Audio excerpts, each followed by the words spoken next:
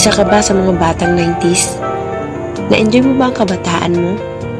Naranasan mo ba maglaro ng tumbang preso at patintero? Naranasan mo bang gumawa ng boga at trompo?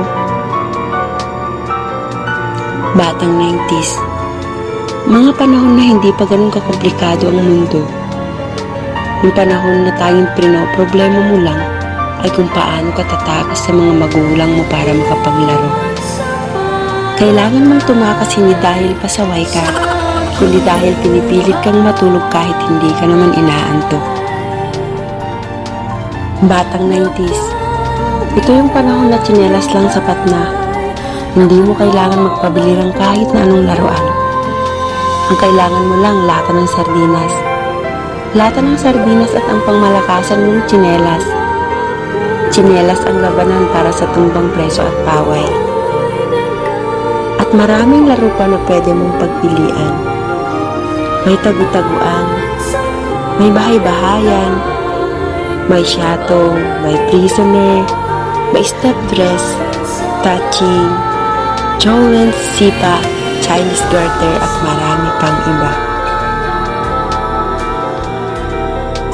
Ang mga batang 90s ay mayayaman.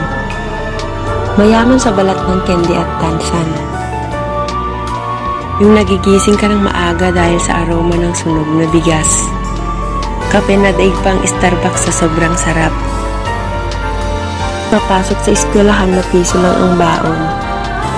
Kasi bayabas lang sa recess time sapat na. Hindi mo kailangang bumili ng merienda dahil may nakaabang na nilagang kamote at saging na saba.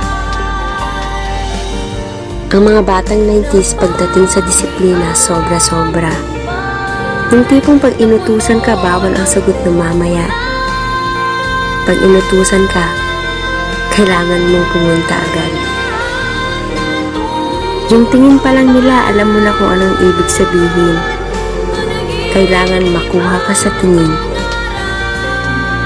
Bata ka pa lang, marunong ka na sa gawaing bahay. Hindi dahil inoobliga ka, kundi dahil gusto kang matuto sa buhay. Batang 90s. Panahon ng Niknik powdered milk at Bazooka bubblegum. The best din ang Royal True Orange. Kung hindi mo na kailangang uminom ng Biogesic o paracetamol pag nilalagnat ka.